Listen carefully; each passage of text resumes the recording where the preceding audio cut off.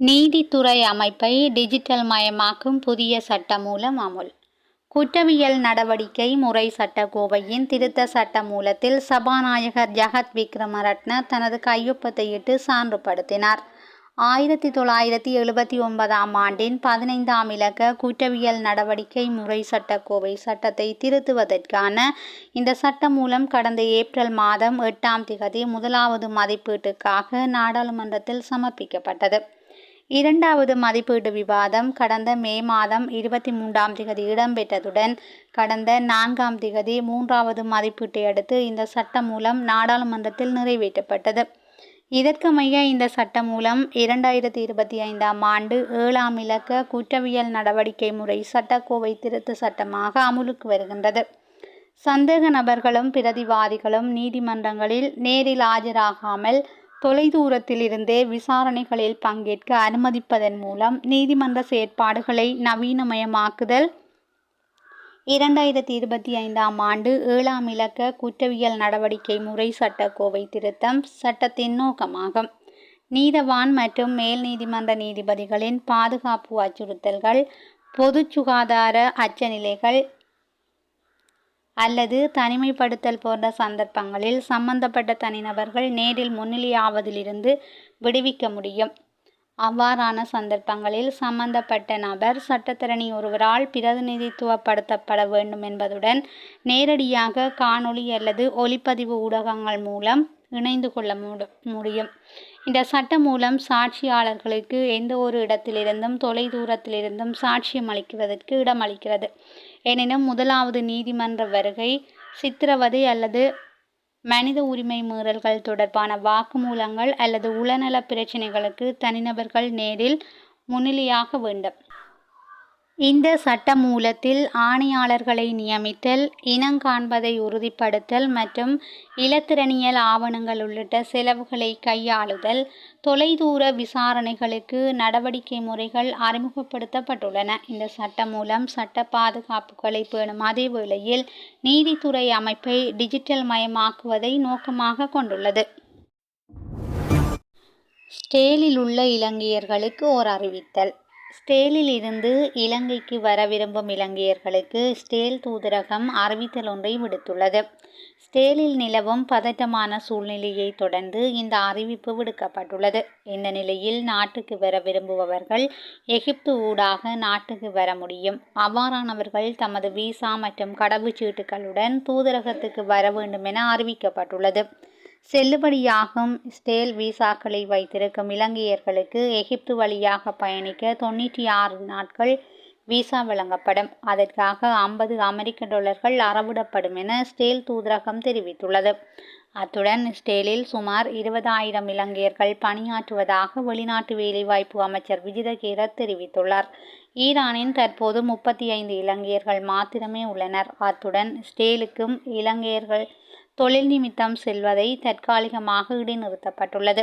விடுமுறையில் வந்துள்ளவர்களுக்கும் விசா கால நீடிப்பை பெற்றுக் கொடுக்க நடவடிக்கை எடுக்கப்படும். போர் நிலைமை மேலும் மோசமடைந்தமையால் இலங்கையர்களை மீட்பதற்கான அயல் நாடுகளுடனும் பேச்சுவார்த்தைகள் நடத்தப்பட்டு வருவதாக வெளிநாட்டு வேலைவாய்ப்பு அமைச்சர் விஜிதகீர தெரிவித்துள்ளார். காங்கேசன்துறை நாகப்பட்டினம் கப்பல் சேவை மீண்டும் ஆரம்பம். காங்கேசன்துறைக்கும் நாகப்பட்டினத்துக்கும் இடையிலான கப்பல் சேவை நேற்று முன்தினம் முதல் மீண்டும் ஆரம்பிக்கப்பட்டுள்ளது. சீரற்ற காலநிலையை அடுத்து 13ஆம் திகதி முதல் குறித்த கப்பல் சேவை இடைநிறுத்தப்பட்டிருந்தது. 2023ஆம் ஆண்டிலிருந்து இந்த கப்பல் சேவை முன்னெடுக்கப்பட்டு வருகின்றது. அதற்கமைய சனிக்கிழமை தவிர ஏனைய நாட்களில் குறித்த சேவை இடம்பெறுகின்றமை குறிப்பிடத்தக்கது. சபையில் மறுக்கப்பட்ட சாணக்கியனின் கோரிக்கை. வெள்ளத்தினால் பாதிக்கப்படும் வடிகால்கள் இந்த வருடத்திலேயே புனரமைக்கப்படுமா, இல்லை அதற்காக அடுத்த வருடம் வரையில் காத்திருக்க வேண்டுமா என இலங்கை தமிழரசு கட்சியின் நாடாளுமன்ற உறுப்பினர் ராசமாணிக்கம் சாணக்கியன் கேள்வி எழுப்பியுள்ளார். நாடாளுமன்றத்தில் அவர் இந்த விடயம் தொடர்பில் கேள்வி எழுப்பியுள்ளார். அதற்கு பதிலளித்த வீடமைப்பு பிரதியமைச்சர் DB சரத் இந்த வருடத்தில் அவற்றை புனரமைக்க இயலாது என குறிப்பிட்டுள்ளார். அத்தோடு அடுத்த வருடம் அதற்கான நடவடிக்கைகள் முன்னெடுக்கப்படும் எனவும் அவர் தெரிவித்திருந்தார். ஈரானிலிருந்து இலங்கையர்களை வெளியேற்ற இந்தியாவின் உதவி கோரும் அரசு. ஈரான் இஸ்ரேல் இடையில் அதிகரித்து வரும் பதட்டமான சூழ்நிலையை கருத்தில் கொண்டு ஈரானில் உள்ள இலங்கையர்களின் பாதுகாப்பை உறுதி செய்வதற்காக இலங்கை அரசு தீவிரமாக செயற்பட்டு வருகின்றது. இதன் ஒரு கட்டமாக இலங்கை வெளியுறவு அமைச்சும் கொழும்பில் உள்ள இந்திய உயர்ஸ்தானிகர் மூலம் இந்திய வெளியுறவு அமைச்சகத்தை தொடர்பு கொண்டு ஈரானிலிருந்து இலங்கையர்களை வெளியேற்றுவதற்கான உதவியை கோரியுள்ளது. இந்த நிலையில் எல்லைகளில் சாத்தியமான இடங்களை இலங்கையர்கள் அடைய முடிந்தால் அவர்களுக்கு உதவியளிக்க இந்தியா ஒப்புக்கொண்டதாக கூறப்படுகிறது. இதற்கிடையில் 110 இந்திய மாணவர்களை கொண்ட முதல் குழு வடக்கு ஈரானில் இருந்து வெளியேற்றப்பட்டு கடந்த ஜூன் மாதம் 17ஆம் திகதி எல்லையை தாண்டி ஆர்மீனியாவுக்கு சென்றது. பின்னர் நேற்று அதிகாலை அங்கிருந்து புதுடெல்லிக்கு விமானம் மூலம் அந்த குழு அனுப்பப்பட்டுள்ளதாக தெரிவிக்கப்பட்டுள்ளது. ஹெகலியவின் 2 மகள்கள் மருமகன் பிணையில் விடுவிப்பு. கைது செய்யப்பட்ட முன்னாள் அமைச்சர் கெஹலிய ரம்புக்வெலவின் 2 மகள்கள் மற்றும் மருமகனை பிணையில் விடுவிக்க கொழும்பு நீதவான் நீதிமன்றம் நேற்றைய தினம் உத்தரவிட்டுள்ளது. லஞ்ச ஊழல் ஒழிப்பு ஆணைக்குழு மற்றும் பிரதிவாதிகள் தரப்பு வழக்கறிஞர்கள் முன்வைத்த வாதங்களை பரிசீலித்த பின்னர் கொழும்பு தலைமை நீதவான் தனுஜா லக்மாலி ஜெயதுங்க இந்த உத்தரவை பிறப்பித்துள்ளார். அதன்படி ஒவ்வொரு சந்தேக நபரையும் ரூபாய் 50,000 ரொக்கப் பிணையிலும் தலா 5 மில்லியன் மதிப்புள்ள 3 சரீர பிணைகளிலும் விடுவிக்க நீதவான் உத்தரவிட்டுள்ளார். பணமோசடி குற்றச்சாட்டுகள் தொடர்பான விசாரணை தொடர்பில் லஞ்ச ஊழல் விசாரணை ஆணைக்குழு அதிகாரிகளால் நேற்றைய தினம் முன்னாள் அமைச்சர் கெஹலிய ரம்புக்வெலவின் 2 மகள்கள் மற்றும் மருமகன் ஆகியோர் கைது செய்யப்பட்டமை குறிப்பிடத்தக்கது. ஐக்கிய நாடுகள் சபையின் கோரிக்கையை நிராகரித்த இலங்கை. இலங்கையின் கடற்பரப்பில் நீண்டகால உணவு பாதுகாப்பை மதிப்பிடும் ஒரு ஆய்வு கப்பலுக்கு அனுமதி வழங்கப்பட வேண்டுமென்ற ஐக்கிய நாடுகள் சபையின் கோரிக்கையை இலங்கை நிராகரித்துள்ளதாக தெரிவிக்கப்படுகிறது. 2025ஆம் ஆண்டில் ஜூலை 15ஆம் திகதி முதல் ஆகஸ்ட் 20ஆம் திகதி வரையான காலப்பகுதியில் குறித்த கப்பல் ஆய்வு பணிகளை மேற்கொள்ளவிருந்தது. எனினும் வெளிநாட்டு ஆய்வு கப்பல்களுக்கான நிலையான செயற்பாட்டு நடைமுறைகளை இறுதி செய்வதில் ஏற்பட்ட தாமதம் காரணமாகவே குறித்த கப்பலுக்கு அனுமதி மறுக்கப்பட்டதாக ஐக்கிய நாடுகள் சபையின் ஆவணம் ஒன்றில் குறிப்பிடப்பட்டுள்ளது. வெளிநாட்டு ஆய்வு கப்பல்களை அனுமதிப்பதற்காக அங்கீகரிக்கப்பட்ட நிலையான செயற்பாட்டு முறைமை இல்லாததால் ஆய்வு கப்பல்கள் எல்ஃப் நான்சனின் இலங்கை வருகை தந்ததாக குறித்த ஆவணத்தில் தெரிவிக்கப்பட்டுள்ளது. இதன் காரணமாக நேரடியாக $1 மில்லியன் அமெரிக்க அதிக இழப்புகள் ஏற்படக்கூடும் எனவும் கப்பலின் தரவுகளை நம்பியிருக்கும் பசுமை காலநிலை நிதி திட்டங்கள் குறைமதிப்புக்கு உட்படுத்தப்படக்கூடும் எனவும் தெரிவிக்கப்பட்டுள்ளது.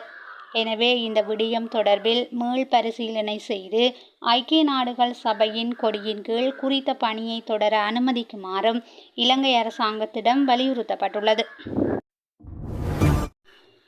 சர்வதேச ஏதிலிகள் தினம் இன்றாகும். ஒவ்வொரு ஆண்டும் ஜூன் மாதம் 20ஆம் திகதி சர்வதேச ஏதிலிகள் தினம் நினைவு கூறப்படுகிறது. 2000ஆம் ஆண்டில் ஐக்கிய நாடுகள் பொது சபையின் விசேட தீர்மானம் ஒன்றின்படி ஏதிலிகளுக்கான தமது ஆதரவினை வெளிப்படுத்தும் முகமாக சர்வதேச ஏதிலிகள் தினமாக இன்றைய தினம் ஏற்றுக்கொள்ளப்பட்டது. பல்வேறு மோதல்களுக்குள் சிக்குண்டு ஏதிலிகளாக தாம் வசிக்கும் நாட்டில் அல்லது பிற நாடுகளில் என இடம்பெயர்ந்து பல்வேறு துன்பங்களுக்குள்ளாகி வாழ்ந்து வரும் ஏதிலிகள் பற்றிய விழிப்புணர்வினை உலக மக்களிடத்தில் ஏற்படுத்துவதே இந்த நாளின் முக்கியமான நோக்கமாகும். இன்றைய நாள் உலகின் பல்வேறு பகுதிகளிலும் இடம்பெறும் பல்வேறு போர்களால் அரசியல் சமூக சூழல்களால் ஏதிலிகளாக அல்லலுறுபவர்களை நினைவு கூறும் வகையில் பல்வேறு நிகழ்வுகள் ஏற்பாடு செய்யப்படுகின்றன. ஏதிலிகளுக்கான ஐக்கிய நாடுகளின் முகவரகம் ஒவ்வொரு ஆண்டும் கருப்பொருளையும் தீர்மானிக்கின்றது. அதன்படி இந்த வருடத்துக்கான கருப்பொருள் ஏதிலிகளுடனான ஒருமைப்பாடு என்பதாகும்.